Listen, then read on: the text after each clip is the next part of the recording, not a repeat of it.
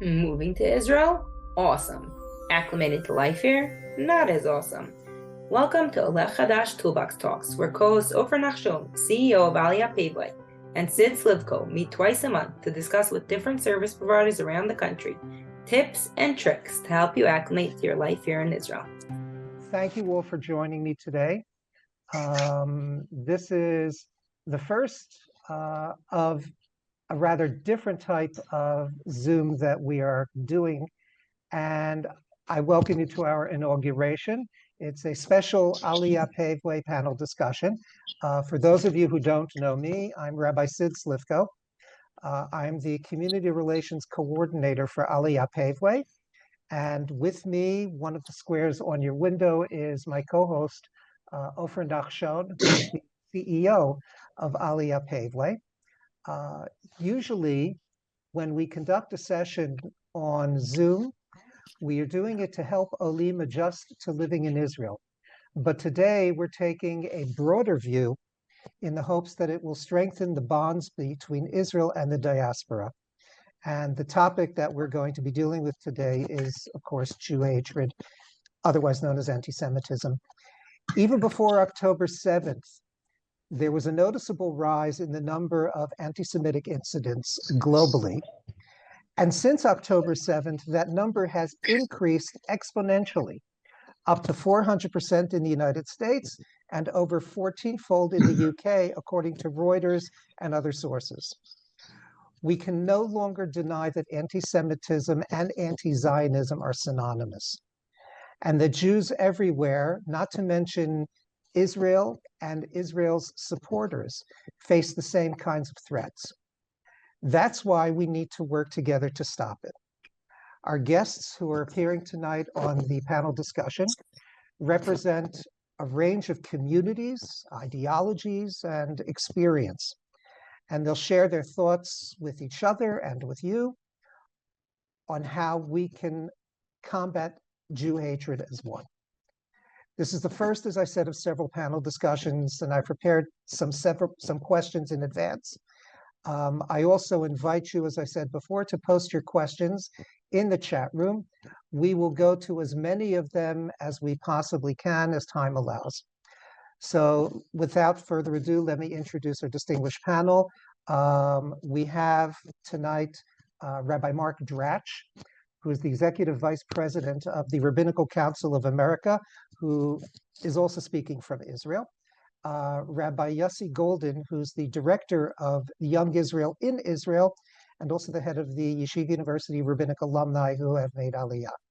I haven't seen him yet, and I'm hoping he is here. Malcolm Hoenlein, if he's here, I hope so. And if not now, then hopefully later. He is the Executive Vice Chairman Emeritus of the Conference of Presidents of Major American Jewish Organizations. As I said, I don't see him, but he is expected to be joining us. We have also Gil Hoffman, the Executive Director of Honest Reporting. Just to let you know, Gil Hoffman recently broke the news about the Hamas-affiliated photojournalists who were embedded in the group of Hamas terrorists that broke into Israel, and was a major, major story, and thank you very much on that. As well, we have Maayan Jaffe Hoffman, the Deputy CEO for Strategy and Innovation of Jerusalem Post. We have as our guest as well David Parsons, who's the Vice President and Senior International Spokesman for the International Christian Embassy in Israel.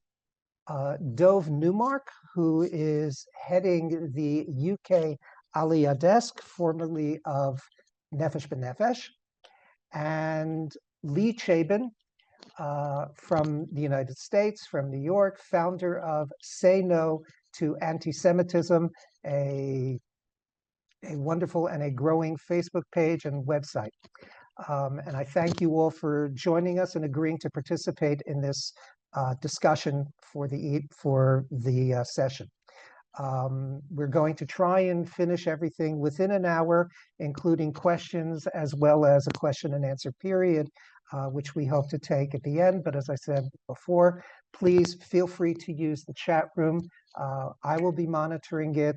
My co-host, Ofer Nachshon, will also be monitoring it. And if there's any time, we will raise some of the questions that you raise. Let's begin with the questions that I prepared. A very basic question. Why is there such a noticeable rise in anti-Semitism? And I'm opening this to the group. Why was there a rise before? And why is it getting so much bigger after October 7, when it really seems that the perpetrators were Hamas and not the Jews, and certainly not Israel? So I leave this question to you. Please feel free to answer.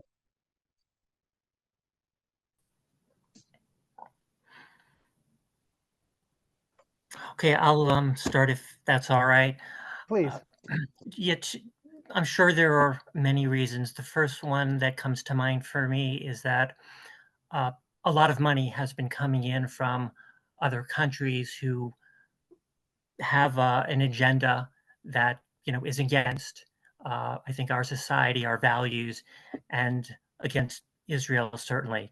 But I'd rather somebody else speak about it because I think other people are probably more knowledgeable. What I'm more focused on is we've tolerated anti-Semitism, certainly in the United States. We've tolerated it for a long time, for at least a decade here. It's been a growing problem, and serious measures have not been taken for the most part. And so that's why I think it's really exploding now. Mm-hmm. So, I mean, I would actually say that anti-Semitism has always sort of been at the same level as it is now. It's just whether or not it's overt or it's covert. And we're coming off a period where during the COVID-19 pandemic, for example, we also saw a sharp rise in anti-Semitism and conspiracy theories. And that was not that long ago. And so a lot of it had bubbled to the surface already. That in combination with some of the Black Lives Matters and other issues that are happening in the United States, as well as, of course, certain escalation in Israel, all have sort of come together to create a perfect storm. We also have to remember that history is cyclical, right? And so about every 75 to 100 years, we generally start to see some rises. And today in the era of social media, it's much easier for this to happen. What we also have learned in the last few years is, even though it's been going on for longer, is that in some of the what we call dark web or some of the more internal chats, that what we see on the on Facebook or Twitter is really nothing compared to what is going on in these other platforms. So when you have anti-Semitism that always existed, platforms that enable it to spread easily and without it being checked in any capacity, and then you have issues where you're looking for scapegoats, again, COVID-19. Now you had this escalation, the first week or two, of course, they were on Israel's side. But any time that there starts to be any retaliation, we didn't expect it to last very long. And Netanyahu even alluded to it last night, right, when he said we have a few more, weeks, if we're lucky, to be able to have any capacity. So I think you're not really seeing it's more noticeable to us because it's hitting us more in the face. But it's always been there, and I think that it's as more and more happens, more people report it, the incidents go up, and whenever there's a reason, people use the Jews, to react. Gil, you monitor the media that's not in the dark web necessarily, but in the actual media that most of us see. Do you see any change, any difference in what's going on in the media that you're watching through Honest Reporting? Thank you for asking, Sid. Mayan is exactly right that social media right now makes everything go so much faster. Or October 7th, and maybe a day or two after, there actually was positive coverage of Israel, but immediately after that, it started changing. As we go further and further away from October 7th, the world media, the social media, American college campuses go further and further against the Jews, focus much more on what's happening in Gaza, and that leads to all the various definitions of anti-Semitism within the IRA definition of anti-Semitism coming to the forefront, whether it's blaming your average Jew in America for what they see as wrongdoing by the Jewish state, whether it's singling Israel out in a way that they wouldn't single out any other country. And that is exacerbated by the social media, by the mainstream media. What we're seeing in just the most powerful media outlets, the New York Times, AP, Reuters, Washington Post right now, that's only going to make people feel it's more socially acceptable to hate the Jews. I hope it changes when the war ends. We definitely hope so too. Let me hear something from the UK side, because that they're almost all the countries are witnessing a rise in anti-Semitic acts and anti-Semitic incidents. And we spoke a little bit about general and about the United States. Dov, what do you see is happening in the UK? So the UK is no different from the rest of Europe. Anti-Semitism has always been there.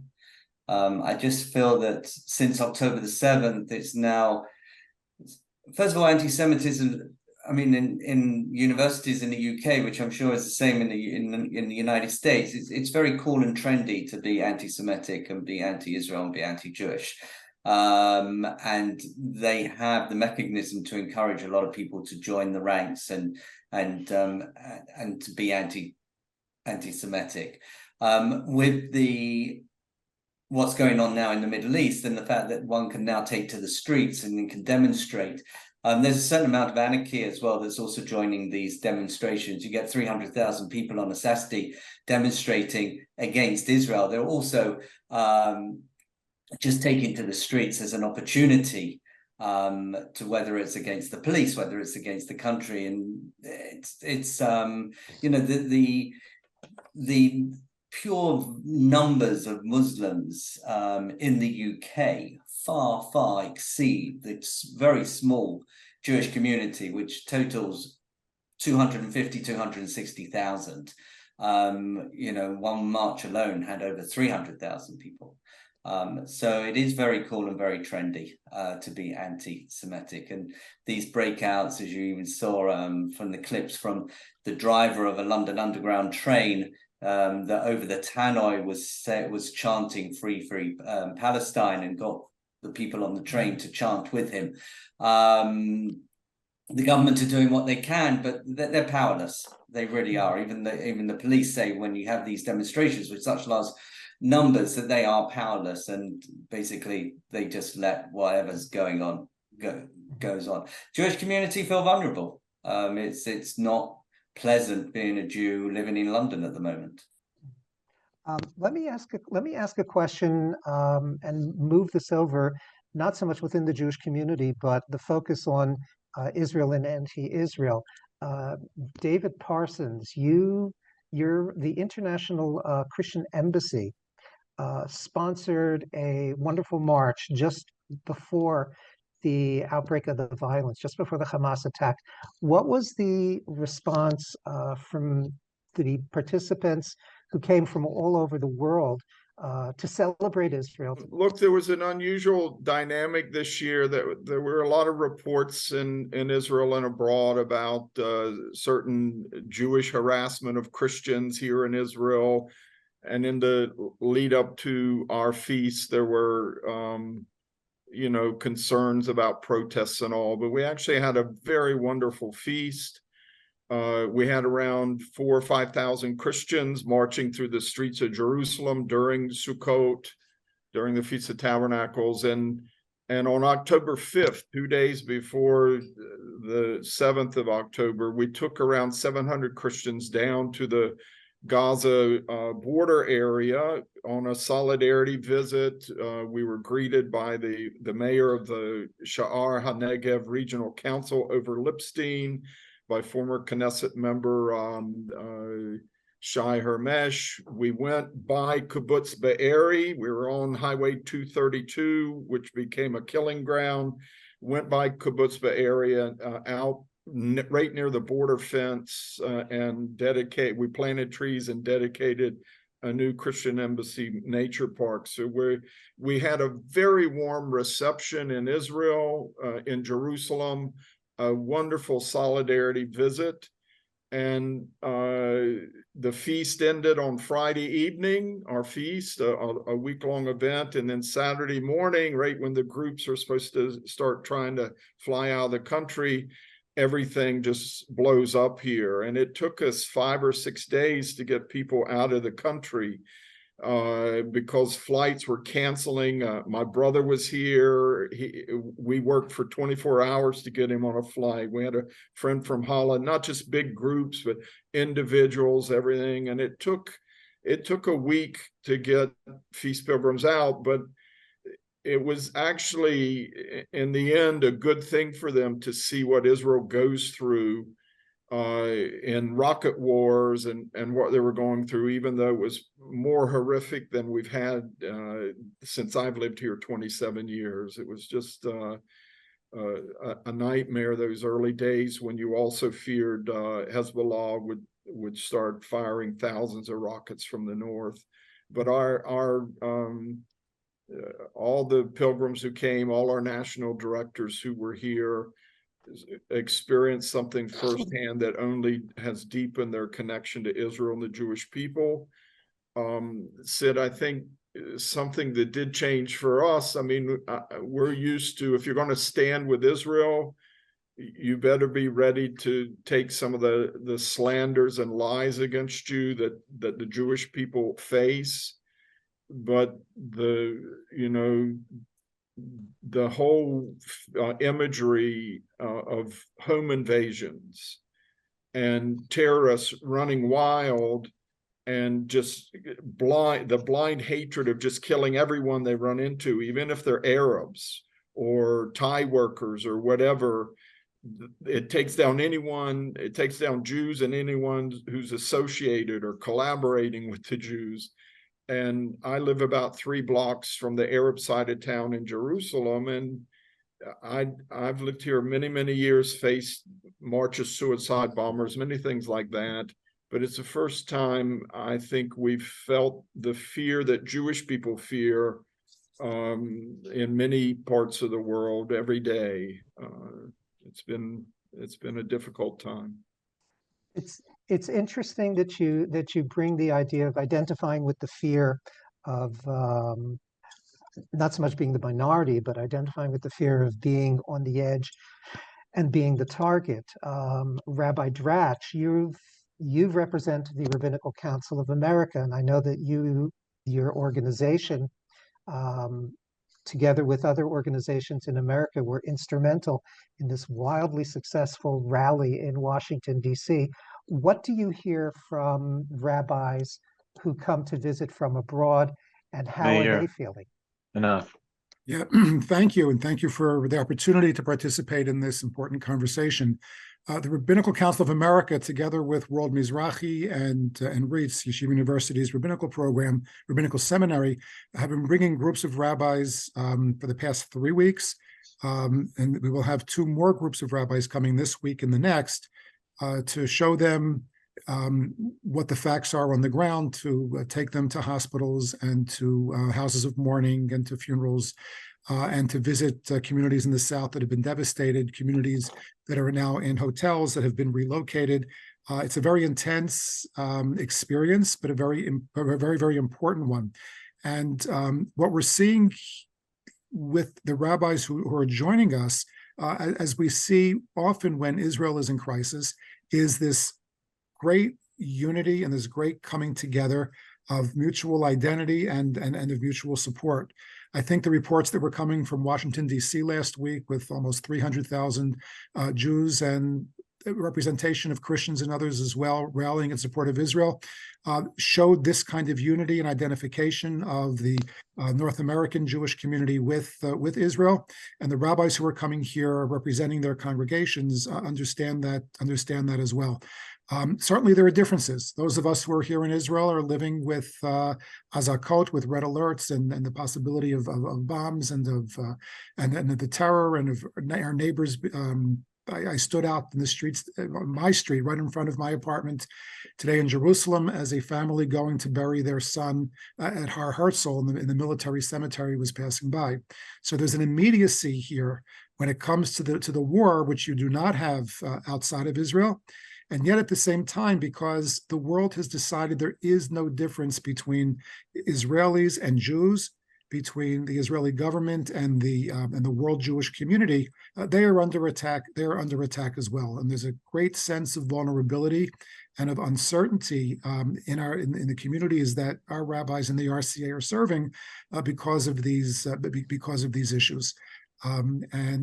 Certainly for those who are committed, it reinforces the commitment and it strengthens the commitment they have and to want to persevere. But it's certainly not a pleasant time, and it's not an easy time. And people feel very vulnerable. Just end with the image that I saw in the news yesterday. Chat, which is a Jewish high school in Toronto, it was a bomb threat that was called in. And the photographs in the media were of the children in a daycare across the street being taken to safety, being pulled in wagons by their teachers and by others, so that they wouldn't be harmed. It kind of puts a lie, as Gil was mentioning before, about the IRA definition of anti-Semitism, which speaks about anti-Zionism and denial of the Jews of a right to the state of Israel as being a form of anti-Semitism. And I've heard from some of the Christian organizations with whom I interact that it's not the case, when they want to make that distinction. But the world has shown us that there is no distinction, because if Jews are under attack because of what Israel does, then these anti-Semites are identifying Israel and Zionism with the world Jewish community, and they can no longer separate anti-Semitism and anti-Zionism. Rabbi Golden, how are the rabbis here who are actually made Aliyah, who live here, how are they identifying with the rabbis abroad who have to face this on a daily basis? Thank you, Sid, and thank you for inviting me to be a part of this wonderful discussion as well. I think it's a great question, and I know that one of the things I've also been privileged to partner with the RCA and with Rabbi Dratch on some of the missions that have been coming in through a role that I have at Young Israel and World Mizrahi. And one thing that we've also been prioritizing is the interaction between the rabbis that come to visit and the rabbis that are here. Israeli rabbis and Anglo rabbis, because we feel that it's important that the rabbis are able to not just come and visit and see, but to also meet with their peers and hear from them what they're experiencing. Certainly rabbis that are rabbis of communities, it's important for the rabbis of communities to be able to share with their peers that are visiting what's going on in the kihilot, and also, to be very honest, be very frank, being mechazek each other. Because I think that both the rabbis here in Israel are facing one type of challenge and threat, and the rabbis in America are facing, as we're discussing anti-Semitism, a very different type of threat, and the idea of unifying each other and unifying together is something that's incredibly important. One other, just I guess, model that I would give to the way that I've been framing this whole conversation. As someone who's lived in Israel for many years, I can't say that I'm an expert on the anti-Semitism piece, but I feel that I guess the model that I'm using to kind of frame everything is the model of a war, of an army. And very often, at least in Israeli conversation nowadays, they talk about two different parts of the army. You have what's called the chazit, which is the front of the army, and then you have the oref, which is the home front. And I think that when we think about anti-Semitism as well, it's really a war, and you have some people that are on the chazit, that are on the front, that are facing it day to day, and then you also have others that are in the back, that are in the oref, that are also there to help support.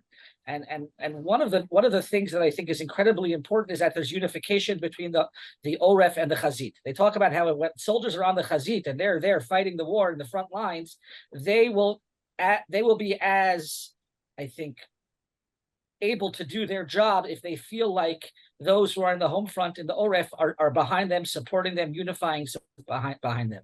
And I think that the more that we as a country and as a people can come together, both in the physical war, but also in the war against anti-Semitism, whether we're on the Chazit, whether we're at the front lines, or we're in the Oref, and in the back lines, as it were, it's that ability to share that support and that unification that'll be key to our success in both, frankly, in both fronts and in both wars. And that's what we've been trying to really do as much as we can. Well, thank you very much. And again, thank everybody. I thank everybody for your input. Let me ask another question. And this, again, I'm opening up to everybody. We see the different types of responses that are taking place now. And my question is, these are all responses that have dealt with rise in and how to suppress and how to otherwise answer. How do you judge the effectiveness of the responses that are being presented by your different organizations? Gil, we'll start with you again. You and Mayan, please. Okay, so first of all, the unity that there is right now in the American Jewish community since this war began needs to be able to continue. If the war ends and they go back to status quo ante of October 6th, with demonstrations not together in Washington, but against each other in every Jewish community in the United States over policies in Israel that right now seem downright frivolous, then we know that they failed.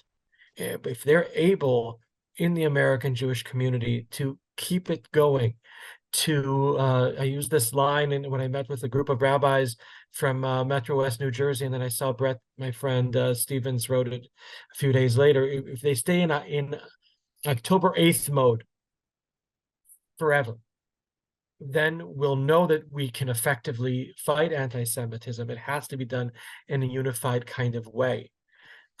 We need to see real efforts to bring calm to college campuses.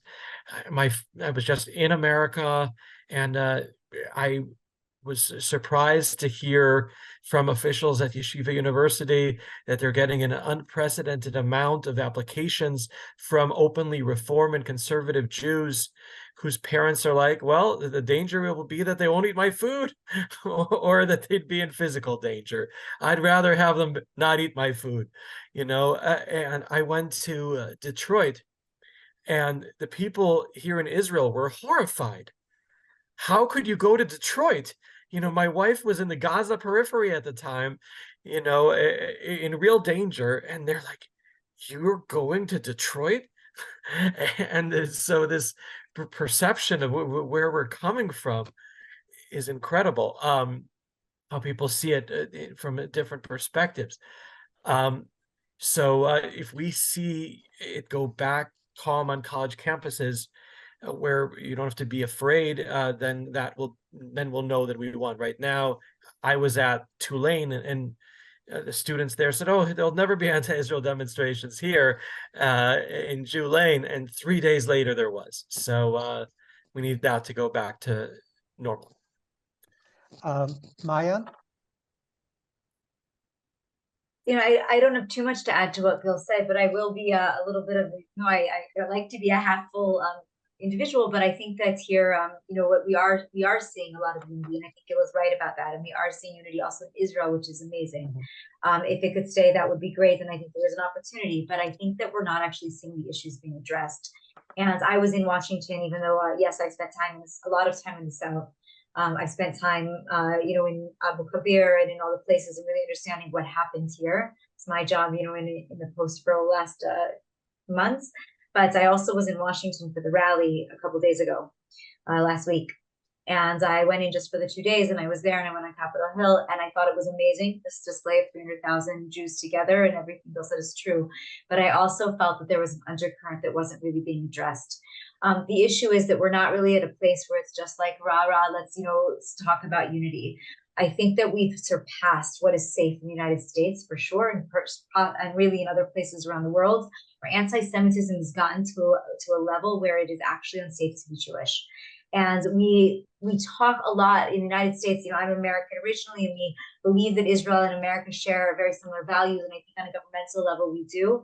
On the very day of the rally, Biden and Kamala Harris were passing additional resolutions in order to help stop anti-Semitism on the college campuses. But I think somebody brought it up before. What's happening with the people is not that. And so it was only a week before, right, that this man was killed or died in LA, as it might turn out to be, in the middle of a rally. We're seeing not only physical violence, not only emotional violence, but physical violence. And we're seeing it's really scary to be Jewish right now. In the United States, people are taking off their mezuzahs, they're taking off their kippahs. It's no longer about can the Jews unite. And actually, David, he's here on this call. It's can the Christians unite? Are there other people who really believe in the value of combating anti-Semitism? And I'm not so sure that we have enough people, because 300,000 is huge, and it's the biggest rally we've ever had, and it's awesome, but it's not enough anymore.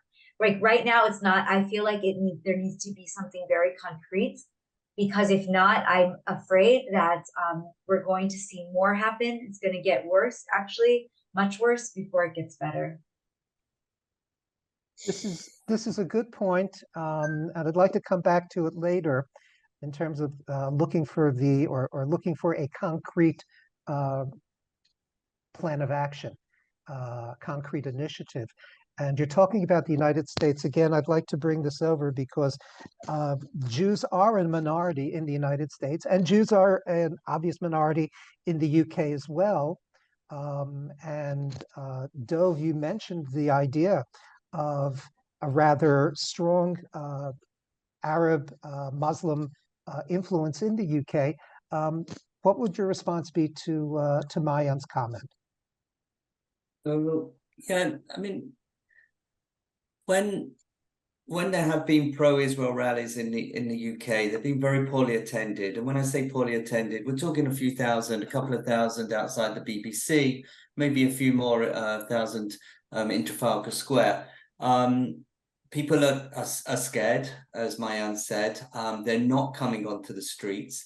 A prime example, on one Saturday, there was a very large Christian organization that wanted to show their solidarity to Israel, and they planned a rally of support through the heart of Golders Green, which is one of the largest Jewish communities in northwest London. And the police banned that march because they could not guarantee the safety of the Christians that wanted to show their solidarity. And that was the same weekend that 300,000 people turned out in central London in a pro-Palestinian rally. So they're scared. They are not prepared to go out and stand up at all and be proud and wave that Israeli flag in central London. They'd rather stay at home and do what they can from home. I was speaking to one person in North Manchester, which is another prominent Jewish area. We were actually having a pre-Aliyah discussion, and he said both his neighbors are flying Palestinian flags from their windows, and he is in the middle. He does not feel comfortable anymore. And it's a problem. It's a problem. We are small in numbers. And that does affect the voice that we have in the UK, because we're just not out there getting that message across. Thank you. Lee, do you see any change in response that you get from either Jewish, non-Jewish, or even or anybody who wants to be more demonstrative or express their pride in being Jewish or their pride in being an Israel supporter? Well, certainly, people have contacted us, and our group has been growing, which is a wonderful thing. Unfortunately, we don't do as much together as I would like to. There are petitions that are shared, numbers to call, information to shared about rallies.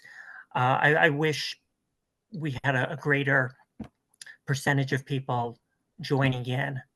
I mean, it's possible that more people do join in than actually say they do. In any case, if I could go back to a point that was mentioned earlier, Please. It is very unsettling and kind of scary to be Jewish now. And I don't know how much of that is because of, like a lot of you, I'm dealing with it every day. And what is it like for people who aren't? But some of the responses that we're seeing in the United States are really half measures or quarter measures, and they're very disappointing and very disheartening, I think, for American Jews. And I'll just give a couple of, well, 3 quick examples.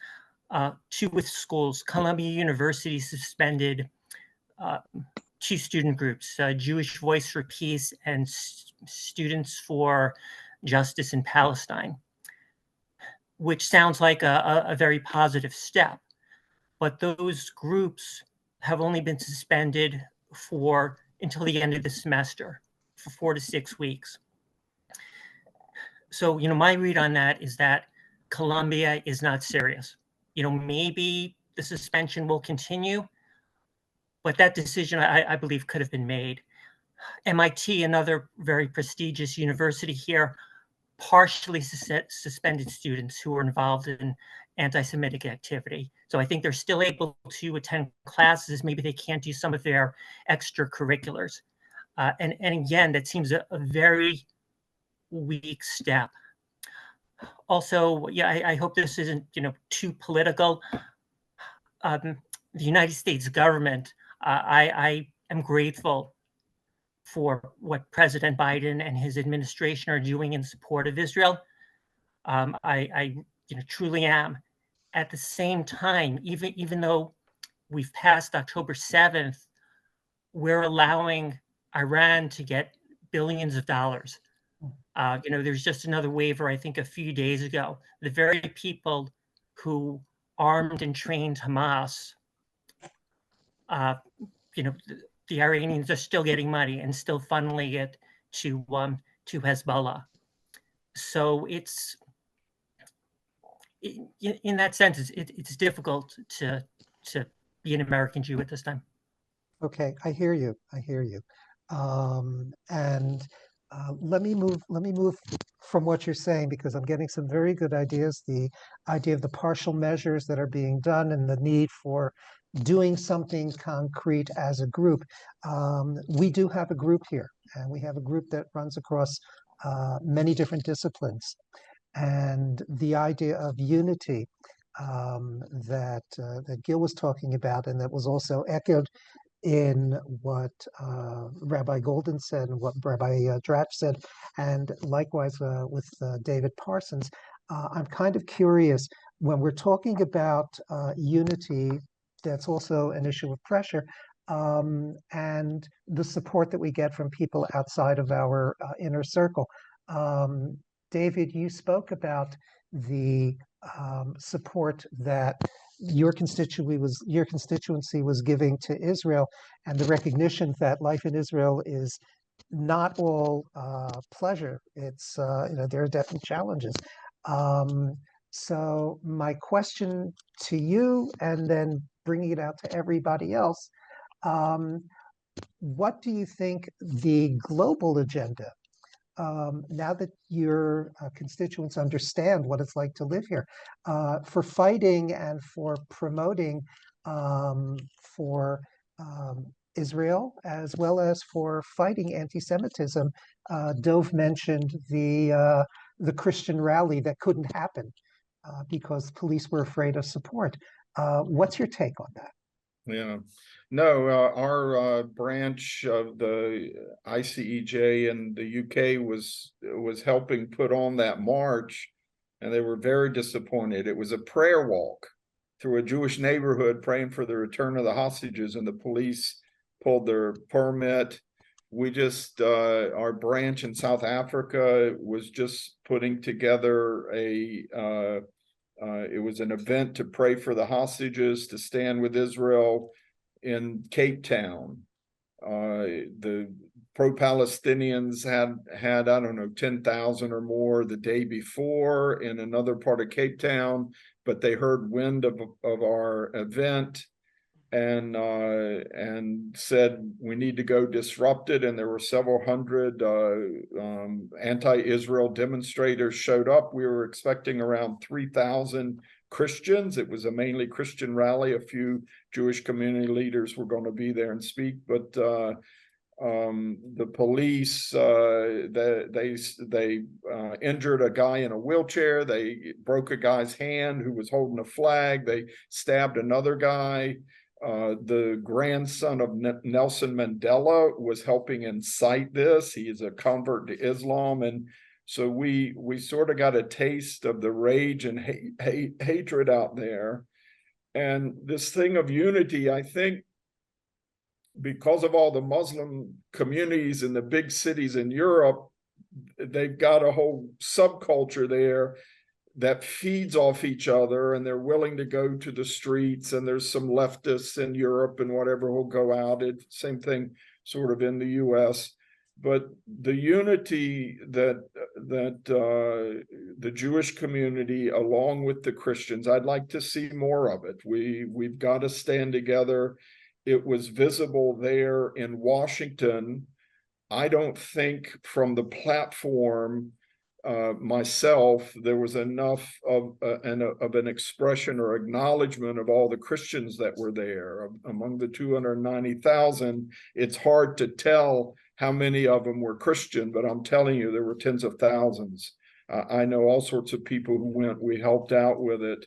And you're going to feel a lot less fear and a lot more emboldening, people wanting to show up. If you forget about the differences and join together at this hour, at this moment, because Christians are standing there wanting to befriend the Jews, to help you get the message that you're not alone. I know Israelis feel it, and Israeli leaders feel it and know about it. Not only Prime Minister Netanyahu, he always acknowledges Christian support, but even Prime Minister Naftali Bennett, when he was in the last government, he gave us a greeting video for our feast, and he said, Christian support or Christian love for Israel is legendary. And I was even surprised a little at that line, given the whole history of the Christian Jewish and Christian animosity towards the Jews. But in the recent generations, there's been a sea change. And it's moments like these that we hope the Jewish people feel that they're not alone, and that they can reach out to us, and we can be there to help, because we got numbers all over the world, and we've held rallies for Israel probably in 60, 70 countries over the last 6 weeks. Can I respond to David, Sid? Is that please. Absolutely. Yeah. Absolutely. Please. First of all, David, thank you. You are, God bless you, and the people that support you and that you bring along. Unfortunately, you're talking about and representing a certain slice of the Christian community, and this is not the Christian community across the board. One of the privileges I have because of my affiliation with the Rabbinical Council of America is to be involved with an organization called IJCIC, IJCIC, the International Jewish Committee for Interreligious Consultations. I get to be the chair this year because I know what the acronym means. But we represent world Jewry to the world representatives of various world religions. So, David, you're from the evangelical community, and the support there has been legendary. Last Yom HaShoah, a year and a half ago, on Holocaust Day, I was privileged to be with the leaders of the European Evangelical Alliance when they accepted the IRA definition of anti-Semitism at Yad Vashem. It was moving. But our interactions with other slices of the, and not just slices, large chunks of the Christian community, doesn't mean, it doesn't say they don't say the same thing, and they don't support us in the same way. And it has been a very big challenge in certain areas. I'm not going to name names at the moment, where even after October the 7th, and there was an acknowledgement that some terrible things had happened, it was the yes, but. And that but was a very big one, and then ignored October 7th and went on speaking about all kinds of things. Despite their protestations to be against anti-Semitism, And there's some very good work that has been done across the board against anti-Semitism from the Catholic Church, starting from Vatican II and in many other things. It doesn't carry over to Israeli current events in many ways. And when they think they're sometimes being sensitive and understanding, in fact, they're not being sensitive and understand. They just miss. They really miss the point.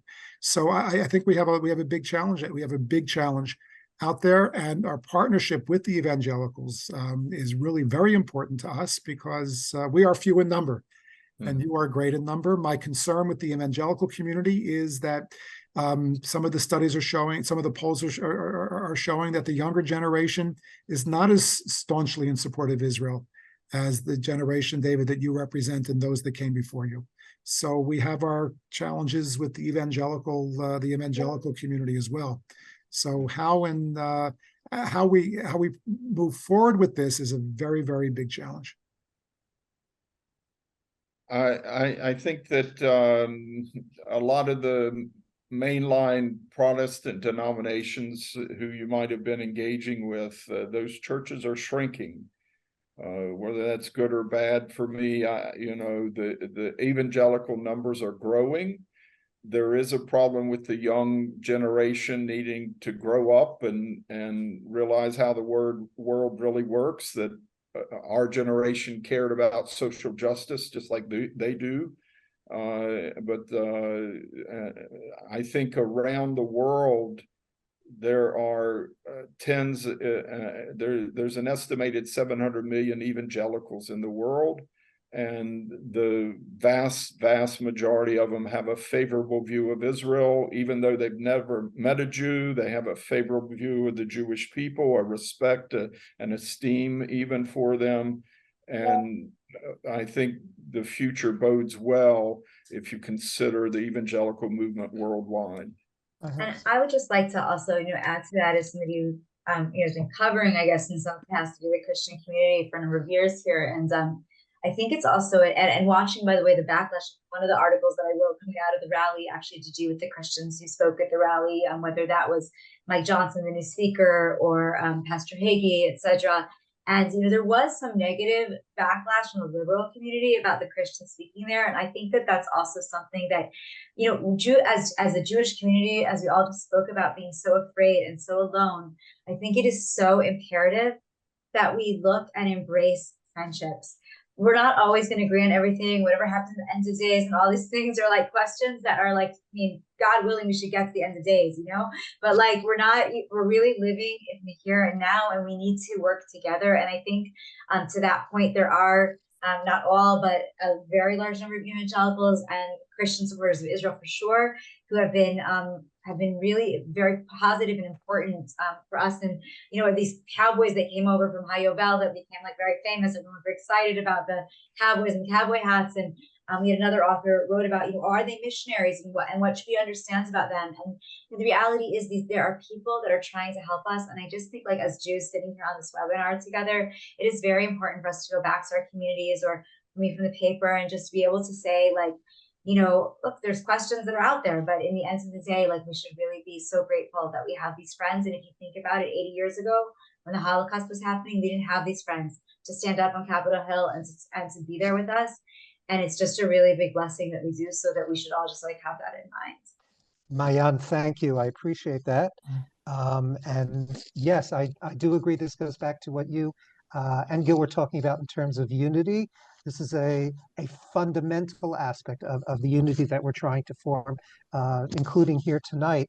I want to turn it back to something that Rabbi Golden brought up before, and the idea of the front and those who are fighting on the front and those who are fighting in the background. So it's very difficult to determine which audience represents our front and which audience represents our back. So my question to you, since you're focused and you're Israel-centered, as I happen to be, what role should Israel play in supporting the Jews in the diaspora, and I'd say vice versa? especially since you're dealing with people who have put in their time in the American community, many of the rabbinic alumni. So what role should Israel play, and the dynamic of that relationship between Israel and the diaspora in combating anti-Semitism and promoting Jewish as well as Israel identity? I think it's, again, a great question, and I think that most importantly there needs to be this symbiotic relationship between the two. And I think that's why this evening of creating a conversation between the groups, both in America, in the Chutz La'aretz, and those of us here, is so crucial. There's different levels of how to talk about this. I think obviously many members of the government have noted that the relationship between the diaspora and Israel seems to have shifted, where in the past it was kind of a one-directional, everyone from the diaspora giving money to the government here in Israel and supporting and building and the JNF and the trees, etc. And now, Baruch Hashem, we're at a point where that relationship can be two-way. And I think that's I'm certainly not an expert in this, but from what I've read and seen, that's certainly something that is clearly happening, where the Israeli government is taking a much more of a role in this type of thing, and investing resources and personnel in helping to support the diaspora communities in this fight. The other thing that I think is also important, and this is just, I guess I would, wearing my hat, I guess, as a rabbi and an educator, and specifically in the Orthodox world, we have to also remember that at least it's become very common for many students who graduate high school to spend a year here in Israel, a year or more here in Israel, before they go back to campus, which is when they're going to be really fighting the main fight in anti-Semitism. And I think many yeshivas and seminaries are realizing that year can be very, very important to helping to arm the students before they go. If we use the parable that I've been giving of when you're fighting a war, you have the front and you have the back. One of the most important things, and I was not privileged to serve in the Israeli Defense Forces, but one thing that I've heard is that it's very important that when soldiers go in, that they're confident in their mission, and they're confident in the cause, and they feel that they are coming and providing something. And much of what the army does is to motivate the soldiers so that when they're going and they're fighting, there's a sense of mission. And I think that if we're able to do that, when we're talking about, again, the war on anti-Semitism, we have to arm the leaders, the students, with the skills and with the passion to combat this. And that's something that I think they can acquire, again, those who come for that year in Israel, wherever they are, wherever they study, something that they can acquire through, whether it's Israel advocacy courses or its connection to the land, it's traveling the land, seeing things firsthand. These are ways that they can then become equipped, because there's nothing, as the rabbis say, Eino doma shmiya l'riyah, right? You can't compare what you hear about to what you see firsthand.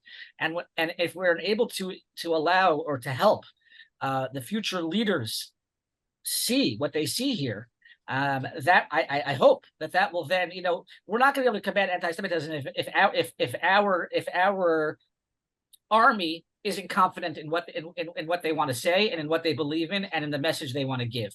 And that's got to be step one. The more that we from Israel can help provide that, I think that's crucial to helping them combat what they're going to face. Jesse, I would say it's not providing it; it's contributing to it. I think we have to be very careful that we don't, Americans can't come to Israel not living here and not, not living the day to day and dictate what policy is to be here in Israel. And I think the same thing is true from Israel to the diaspora. The cultural experiences, the worldviews, etc., don't translate 100% from one place to another. And it would be the role of the Israeli government through its funds, through the Diaspora Ministry and others, to support American Jewish leaders and educators to do the work that needs to be done. My family and I had the privilege of moving to Israel, of making aliyah this summer. And I like to tell people, not only do I speak Hebrew with an accent, but I live with an accent, because I don't quite fit. And although knew a lot about Israel and read the news from Israel every day and visited Israel very often. There ain't no doma. It's not. There's a big difference between visiting and viewing from experience from afar, and actually living here. And I think there's a huge chunk of humility that the diaspora community needs to have with regard to Israel and Israeli politics, and that the Israelis need to have with what's happening in the diaspora Jewish communities. Thank you, Rabbi Dratch. I agree 100%. And as someone who's been living here for almost 17 years, I still feel like I don't really know where I find myself or where I belong. That's kind of the reality of an Oleh. I think you're right, and I think that any kind of education that let's say the students who are here for the year get, it has to come from people who themselves are familiar with the situation there. And as you're saying, in both sides, 100%, meaning people who are not familiar with the campus situation, people who are not familiar with what's going on should not be sharing that advice. But there are here in Israel many people who have been trained in those kinds of things. So I think that when you're here, combined with the wisdom of people who are aware of what's going on campuses, is a unique time to build that foundation. But 100% in agreement. Thank you. Gentlemen, I'm not going to pull rank as to who's been living here longer.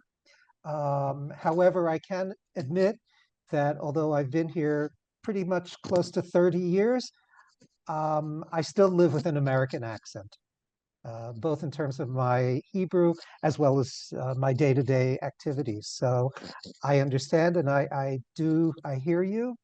And I also appreciate the fact that we're all able to come here and share our accents, American, Israeli, British, and it's wonderful because I think we have taken at least a giant leap forward in terms of understanding the need for unity and hopefully to be able to act on it in the future. And we definitely have hit on some major ideas and things that we do have a lot of homework to do.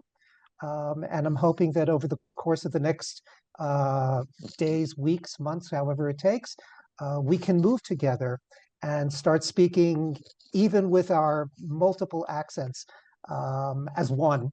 And just to pull a line that I applied and somebody else applied even before Washington, D.C., the Midrash refers to the Jews standing at Sinai, Ke'ish echad b'lev echad, as one person with one heart. And I think tonight we have joined together and we are speaking as one person with one heart because we all have the same goal in mind.